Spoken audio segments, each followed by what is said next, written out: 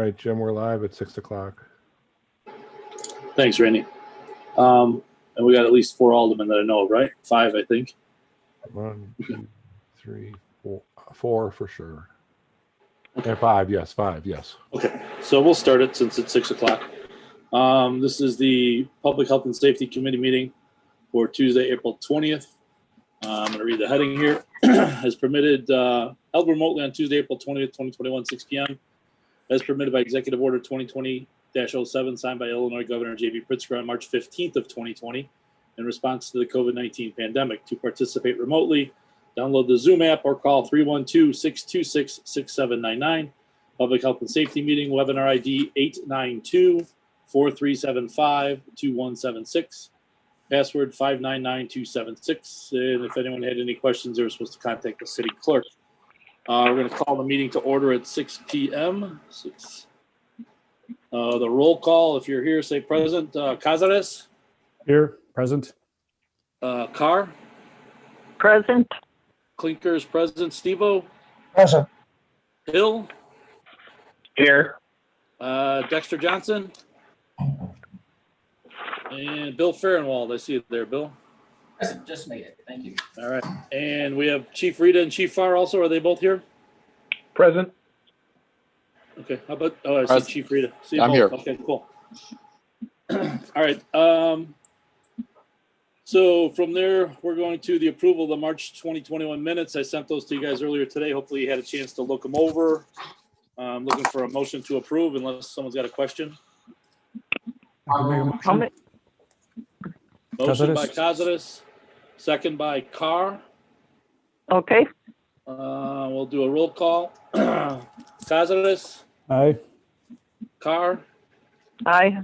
Klinker, aye. Stevo, Aye. Hill, Aye. and Fahrenwald. Aye. Okay, motion passes. The next thing on the agenda is the public comment section. Public comments shall be by email only. Persons interested in making public comment must email their public comment to jklinker@cityblueisland.org by 5 p.m. April 20th, 2021. Email public comments received will be read during the public comment portion of the meeting by Alderman Klinker. Nothing was received, so we'll move on to the next order, which is fire department business. Chief Dan, you're up with the monthly report. All right. Good evening, everybody. Sorry about the getting you guys the report a little bit late this week or this month. Sorry. Hopefully you all had a chance to look at it, received it and had a chance to look at it. Going through as we normally do, the emergency call responses for March 2021, 248 EMS responses, 102 fire responses, 14 of which were auto aid responses, broken down respectively by towns, and 2 mutual aid responses. Excuse me. Medical reimbursement services collected in March. That's for our ambulance billing. Totaled $54,722.78. The breakdown, I do have a sheet in your packet for that. That brings the year-to-date total to $124,756,000 and 33 cents. Fire recovery for the month of March totaled $655.72. That year-to-date total is $3,780.12. No false alarm fees and calls of interest for the month. We had a trailer fire on March 12th. That was, I believe, well, the Office of the State Fire Marshal is investigating it. It's still undetermined, but there might be arson at play at that one. I think it stemmed from some domestic issues over there. And then on 3/23/1950 Vermont, structure fire, second floor fire and into the attic. Guys did a good job getting that under control rather quickly. Page 2, general information. Again, continuing on with the task force and communication with elected officials. Participated in the meetings for both the, obviously, public health and safety, finance, and then the overall city council for our 2021 appropriations, and continued to meet with the apparatus manufacturers and discussed options for a new engine, truck, and ambulance. So we have some pretty solid numbers as far as that goes, which hopefully as we move forward into May and beyond this year that we, potentially can replace those those equipment. With that, truck 2114 is still out of service. We had it back in service for about 3 days. And now we're having electrical issues with the outriggers that previously had some hydraulic issues. So again, as I've reported repeatedly throughout the last year and some change, that truck is pretty much at the end of its life. We're trying to limp it through. But again, it's out of service once again. So fire prevention, Lieutenant Zielinski did review our compliance engine to make sure that the businesses were compliant, as he does quite frequently. And then he began a list of businesses that were up for inspections in 2021 and began working on those. Training hours for the month of March, which you also have a handout broken down by each member individually and what we did. Those hours totaled 456 and a half. And this included training on our new cardiac monitors and our auto pulse machine. I know Ben and Sarah put out something, I believe it was last week or the week before, with the auto pulse training that we did.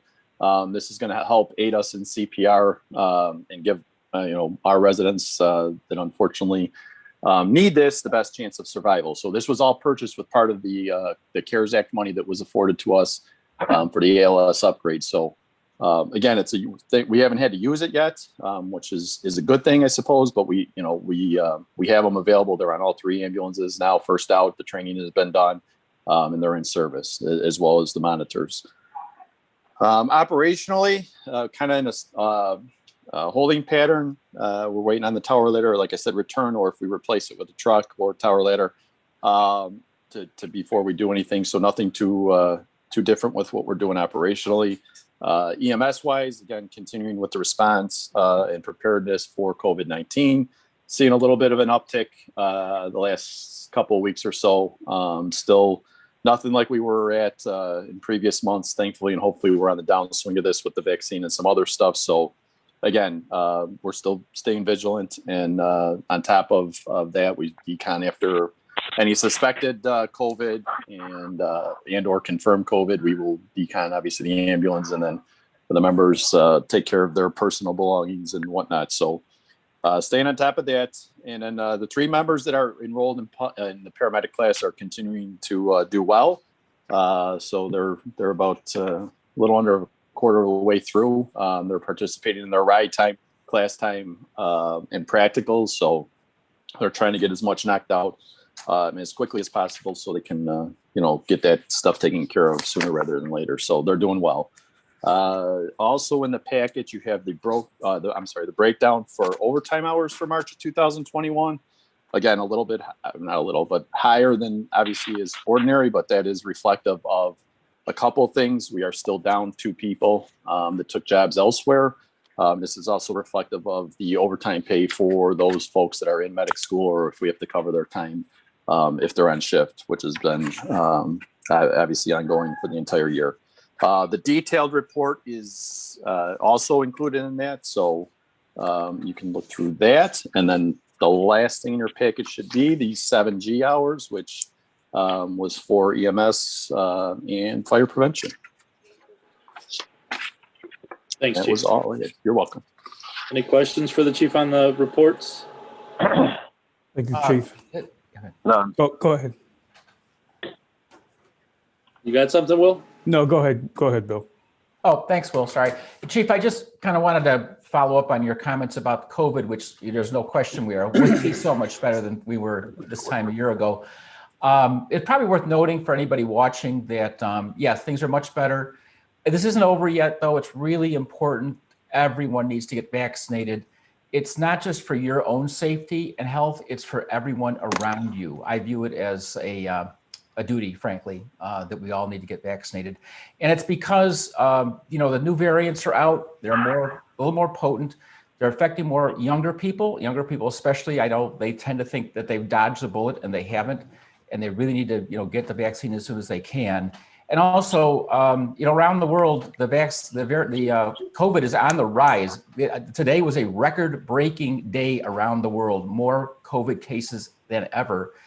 And don't think that can't come back here. It can. So getting vaccinated is the key to keeping this thing away from us. So please do that. Thank you.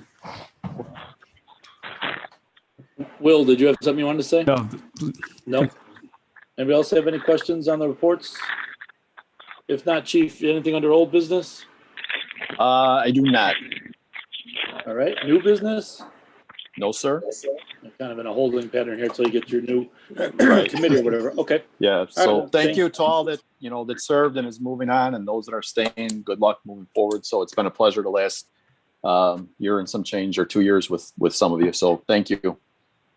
Thank you, Chief. All right, we'll head to police department business. Chief Farr, are you there? Yes, I'm here. Good evening. How are you? Administrative updates. Officer Rezick is alone now. He completed field training. He's out there by himself. He's doing well. We have 37, if we're counting the 2 in the academy. They are expected to graduate at the end of June. We're looking to hire just 1 more for the June class. The backgrounds are going well. And we should have a candidate ready. We're continuing with the PPE and cleaning and everything like that. Monthly reporting in the first quarter, we've collected almost 90,000 from various revenue sources. Calls for service, we had 1,081 calls from our citizens, and another 1,045 self-initiated activity. We recovered 10 firearms in March, and fortunately there was 0 Narcan deployment. A few officers had some specialized training, specifically Sepasi went to management of field training programs. Cirillo went to defensive tactics. Fregoso went to juvenile school, and Kazanowski went to ARIDE, which is advanced roadside impairment. And the great majority of us have done some reviews of use of force, OSHA, hazmat, cultural competency, and mental health awareness. I say majority because we stagger our training in the PD so that there's always a revolving door open and conversation going on, amongst everybody as to what was taught, what was learned. We had some overtime last month. Last month was a rough month for us. Nearly 420 hours of overtime was created by patrol, which required the fill. That was due to a number of things. Scheduled vacation time. We had some officers injured. We had some officers off sick. And paternity leave, if you want to call it that. We had one of our guys have a baby, and he took some time to tend to the wife and child. So, it is what it is. We're doing the best we can. The vehicle replacement plan, Fire Chief Rita and I discussed briefly the opportunity to enter into the enterprise fleet management program. I think it's safe to say that we're both excited about it. It's a wonderful opportunity, not only for the respective departments, but for the city as well. It's a cost-saving measure, and it needs to be explored a little bit more. And perhaps, come next month, Drew Kellogg, the representative for Enterprise, would be able to make a presentation to the Public Health and Safety Committee once it convenes, whenever that may be. And I say that because we only have 5 vehicles of the 16 that are covered under any kind of warranty. And, they're aging and they're expensive to fix and they're expensive to replace. So perhaps this fleet management enterprise would be a very good opportunity for us to get newer vehicles outfitted and save the city some money at the same time. We did have a lot of activity last month as it relates to cases of interest, a few aggravated vehicular hijackings. All those were sent to ShyMet, which is a group that we entered into based out of Chicago, where all the agencies are sharing information, sharing reports, sharing video, and it's more like networking for these ag hijackings taking place. Specifically, though, there was a hijacking at 13058 Wood Street, where the offender first approached a male subject, and then after him, he went to the wife, who eventually gave up the car. The car was recovered out in Markham, but that all stemmed from a homicide that happened in Cal Park. The offender from the ag hijacking committed a homicide in Cal Park, walked over in the Blue Island, hijacked the car, drove it out to Markham, where he stole his girlfriend's car, and then went on a rampage after that. So considering that he just committed a homicide, I'm grateful that the only thing we had to deal with was a hijacking there. We had a reckless discharge, 13168 Greenwood. This was a situation where two brothers were firing at each other. One had an AK-47, the other one had a pistol. Multiple rounds were shot. Search warrants were written. We got the guns, and we got charges on both the brothers. The fire chief spoke about the arson at 13800 Division, lot number 607. He was correct in that it appears to be domestic related. Subject's been having problems with his girlfriend, ex-girlfriend rather, for quite some time.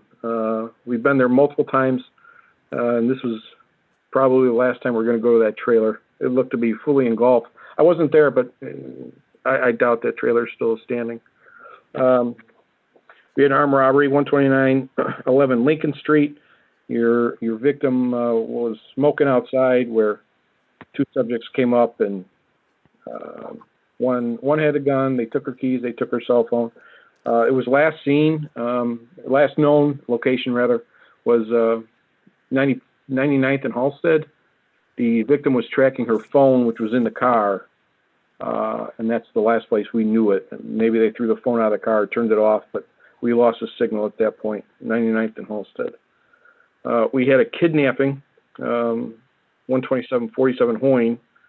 We went there because our victim's mother came into the station, along with our victim's soon-to-be ex-husband, saying that she was being held against her will by her current boyfriend over there at Point Street. As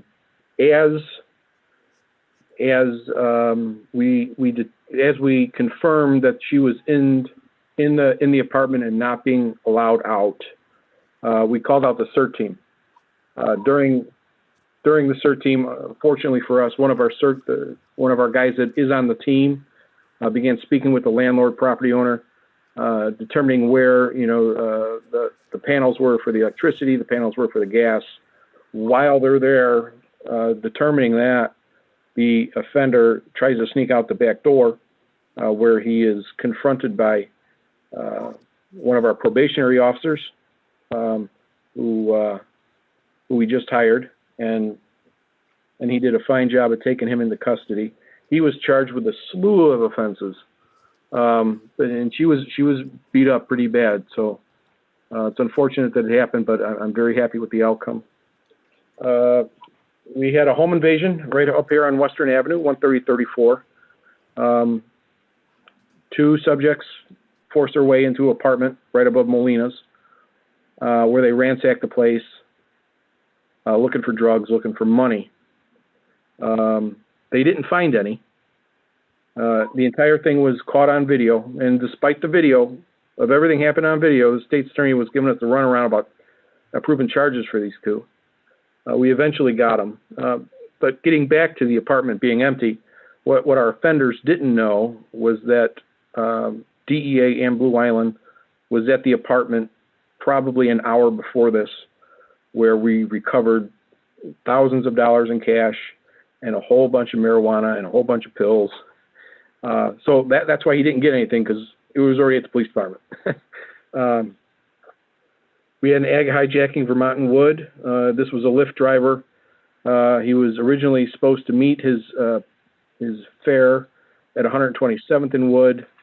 Apparently they track over the phone where this person is. He finds him down on Vermont and Wood. When he goes down there, that's when a black SUV pulls up. and orders him out of the car at gunpoint. Another hijacking, 1822 Vermont. This woman exiting the apartment building, she puts her bulldog or pit bull in the car, and then after the dog's in the car, she's approached by a subject with a gun. Fortunately, this offender allowed her to get her dog out of the car before he took it. That was later recovered. I'm sorry, the vehicle that they used to drop off these two to get this car was later recovered at 123rd in Washington by one of our officers, where 3 people were placed into custody. And then we had armed robbery, 2433 Walnut. This woman's taking groceries out of her car when she's approached by a subject, putting a gun to her head. This is happening in front of her children. He gets her wallet, I believe it was, and he goes running down westbound, gets into a silver SUV. Eventually, at some point, he's taken into custody for another robbery where he's also positively identified for this robbery on Walnut, so he's been charged. Our investigation's been really busy. It was a really bad month for them, but all in all, it's working out. We're doing a real good job of getting these people in custody. Beyond that, I don't have anything more, unless you all have any questions. No. Do we have questions for the chief? Well, I just want to say it was a very busy month for you guys, but I want to commend you and your officers for handling it professionally, especially those those cases with firearms, the AK-47 and so on. It just sounded like there's more to that to the report, which is available to us in the report. But you gave us the the summary. But yeah, that's very unique for Blue Island. So I'm going to just say, commend you guys and keep doing what you're doing. Appreciate it. Chief, Alderman Fahrenwald, also thank you very much for the work of your forces that past month. It was a tough one. I was the last one you mentioned at 2433 Walnut. That's right around the corner from me. And I spent some time with one of the family members that night, and a day later, really nice person, of course, very upset by what happened. Really glad you were able to, catch the offender. She's also interested in, and I think she's serious about maybe getting together some kind of a neighborhood watch group in that area. And so I'll be in touch with you a little bit further down the road about that. Yeah, that sounds amazing. Anybody else have any questions for the chief? This is Alderman Stevo. With the recent death accident there on 127th and Highland, do you have any ideas on how we can make that stretch of road safer for the students and the residents walking back and forth there? Alderman, I would love to answer your question, but I'm not sure I'm at liberty right now to disclose much. However, I will say this. Preliminary information learned is suggesting that that neither speed nor driver distraction were a matter of significance here. I'm gonna jump in here real quick, okay, Chief? Sure. A couple of things is in regards to speeding and whatever, and I don't know any details about that particular horrific accident other than, the email that you sent out and that I saw posted on public media.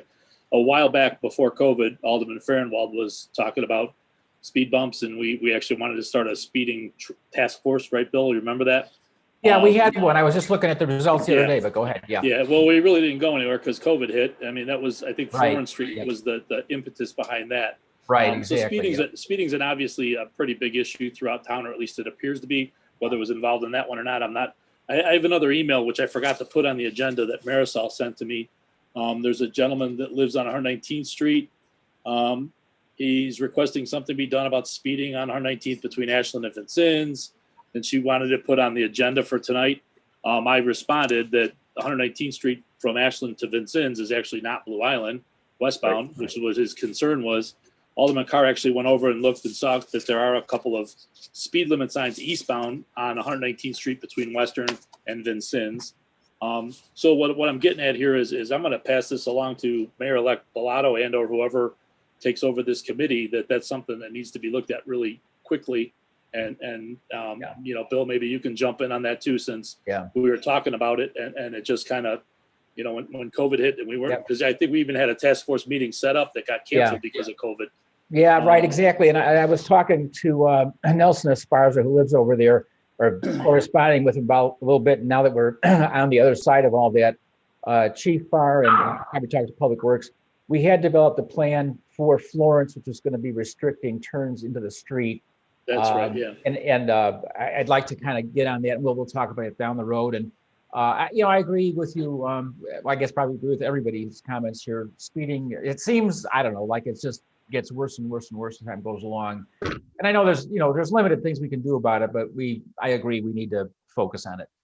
So I'll email that off to, like I said, Fred Bellato, Mayor-elect, and he can, however the committees break out from there on out after, I mean, this is our last meeting, obviously, is this group. But I will definitely call his attention to it so something can be done about it. Okay, thank you. There was before COVID, Bill and I were working together on this, and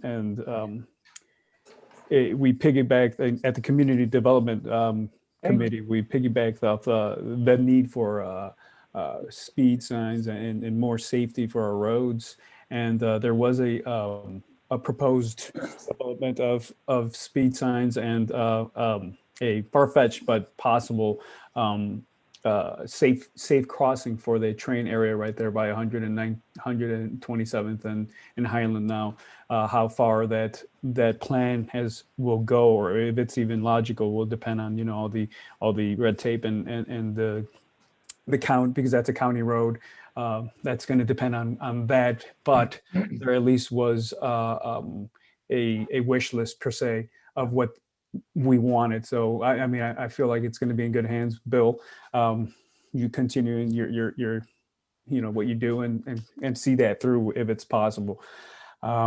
So I tried before the meeting, try to get a little bit more information on where that ended, but at least it's not going to be this isn't the first conversation we're going to be having about potentially, you know, finding a solution for that place. For that corner. No, thank you. I'll be sure that I'll definitely be following up on that and getting it going again. Thank you, Bill. Chief, This is Alderman Johnson. I wanted to thank Chief Farr, first of all, for the job that he's doing. I know he's shorthanded and things of that nature, and there's a whole lot of things that's going on. I wanted to discuss because I had some things going on before about the trailer homes. Trailer homes, a lot of in Blue Island, a lot of those things are outdated. They have a expiration date on them. They don't last like homes and things of that nature. And these trailer homes are still allowed to be able to operate in that sense with unsafe, let's just use the word equipment. Or housing for people. And I think we need to address that in the very near future. And the apartment buildings, a lot of activity, criminal activities that's the reason why we don't allow people to even build more apartment buildings and things of that nature, because there's a lot of criminal activity that's involved, unfortunately, with those. And I think we need to be more stringent when it comes to the owners of these apartment buildings on who they rent these apartments out to. Because I'm looking at our reports and things, and we have a lot of homicides and a lot of shootings. And I don't think they're screening the patrons hard enough. They just getting whoever's going to pay some rent, no matter how the income comes in, and renting them out. But you got homeowners that lives around those buildings, and they're very dissatisfied. And I'm wondering if we could come up with a group or something of that nature, because I know you guys are shorthanded, or even work with the building department, which they're shorthanded as well, in order to remedy this this situation. This is Alderman Carr. There are some communities that have a crime-free housing ordinance. Unfortunately, because we are not home rule, we cannot pass a crime-free housing ordinance, which would require landlords to screen their renters. And so the situation that we find ourselves in right now is that it's kind of up to the landlords. Well, we can actually amend things, and it's probably good that we're not home rule, because there's a lot of things that could happen that would be out of our control as well. But True. The thing is that we could actually come up with committee or a committee, because myself and when Mayor Vargas was an alderman, we were working on those apartments, the trailer homes, on cleaning them up. Because it's not fair to the homeowners of Blue Island, because those apartment buildings help depreciate the value of the American dream. All right, I think that's probably something, obviously, once again, we're done after tonight as far as this committee's concerned. But Dex, I think that's something, hopefully, once again, the new mayor and the new administration can get working on. I think everything that you're saying is, very helpful and good. And I've been in some of those trailers back when I was on the fire department. I completely understand what you're saying with those too. So hopefully the guys like you and Alderman Carr and Alderman Fahrenwald that are continuing on can get something done with that. Chief Bard, this is Alderman Stevo. Under your old business, I was listening to the June 16th, 2020 Public Health and Safety meeting, and Jim, you seem quite concerned about the illegal fireworks. What have we done as a committee accomplished to put a stop to this? Once again, hire part-time policemen to address the problem, put on the water bill May and June. Fireworks are illegal. Chief Fire, do you have any ideas from your point of view? Once again, Al, we've talked about this over and over. You want an ordinance, go ahead and talk to the Judiciary Committee and get them to start the ordinance. The police department did a much better job last year with fireworks than they had the year before. Bill, back me up on that one. Chief Arzab was very, very, very aggressive and chasing them down. So Al, we're just going to move on that one. Does anyone else have anything for the police? June 16th, 2020. Okay, good. I will do that. Does anyone else have anything for the police chief? No. Okay. Move along. The health inspector report. Once again, I didn't get a report, so we don't have one. Alderman's concerns and comments. Anyone? Chairman Klinker, I just would like to. Go ahead, Bill Fahrenwald, please. Yeah, sorry. Chairman Klinker, I just would like to thank you. I think you did a great job with this committee. You will be missed, and I wish you the very best in your post-city council life. Thanks, Bill. I appreciate it. You're welcome. Anyone else have a concern or a comment? Alderman Carr. This is Alderman Hill. Go ahead, Johnny. Yeah, I'm looking at some statistics here for the southern south suburbs.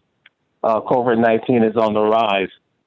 And I'm looking at Robbins, we had 6 cases, from 6 cases to 12 cases. Harvey from 27 cases to 57 cases. Riverside from 8 cases to 25 cases. And Linwood from 15 cases to 26 cases. So again, I think, as was said before, we need to see how we can get some more COVID-19 shots to come to Blue Island. And I'm trying to see what I can do in a short time to make that happen. Thanks, Johnny. Alderman Carr, did you have something? Yeah, Jim, I just wanted to thank you for chairing this committee for the last year or so. It's been a pleasure to work with you, and I'm sure we're all going to miss you. Hey, I'll be around, just not on this committee or on the council. So thank you all. There's a couple people I'd like to thank for putting these Zoom meetings on. Randy Heuser, for always being there with his smiling face I see in the center of the screen there.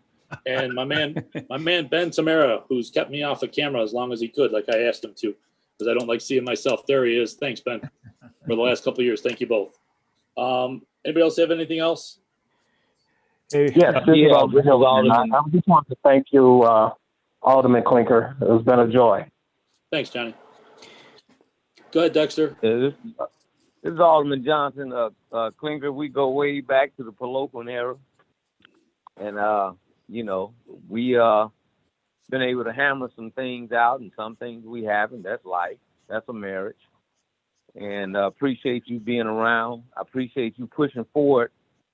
Also, for the stop signs that was delivered to my neighborhood the very next day, which is remarkable, because as I was pushing for them, there had been 3 accidents there. A 4-year-old girl was in a hospital for 5 days with swelling on the brain. So it wasn't nothing that makeshift, wasn't nothing politically springboarded, none of that. It was about safety of the people of the First Ward. But Absolutely. I want to just thank you and your family, bro, because I know your wife and children and stuff, we take a lot of time from our families in order to try to keep the city moving. And you didn't get no more extra money as being a chairman of this type of committee. You know what I'm saying? This type of committee, it's abroad, when you're talking about public health and safety. So I just want to just say thank you. Thanks, Dex. Thanks, everyone. I appreciate it. It was my pleasure. I want to echo everything everyone has been saying. I want to thank Jim. It's been an honor to work with you. It's been an honor to serve with you. Same goes to all the chiefs, including Jim. I want to thank them all for their services and for the remaining aldermen that are going to continue their service. Wish you the best of luck, Bill, Candace, Dexter. There's a lot of big things on the plate here, and I don't know how the new structure of the how it's going to look in committee, but I definitely want to make sure. I feel confident that these recent issues are going to be taken care of. Thank you. Yep. And you know what? While we're talking about that, I forgot to mention both chiefs. It's been a pleasure working with both of them, and Chief Arzab before. As Dexter said, we might not have always agreed on stuff, but we got stuff done. So, and the aldermen that are on this committee, thanks for being here and making this work. So, if there's no more concerns or comments, can I get a motion to adjourn? A motion to adjourn. Motion by Hill, second. I'll make a second. Second by, I heard Bill first, so we'll go Fahrenwald. And we'll do a roll call on the motion to adjourn. Cazares? Yes. Aye. Aye. Carr? Aye. Klinker's and I. Stevo? Aye. Johnson? Absolutely not. There we go. Got to make my life more difficult. Maybe I'm making a no. Hill? Aye. And Fahrenwald? I'll join with Dexter for once and go no. Okay, so 5-2, it still passes. So the meeting's adjourned at 6:30.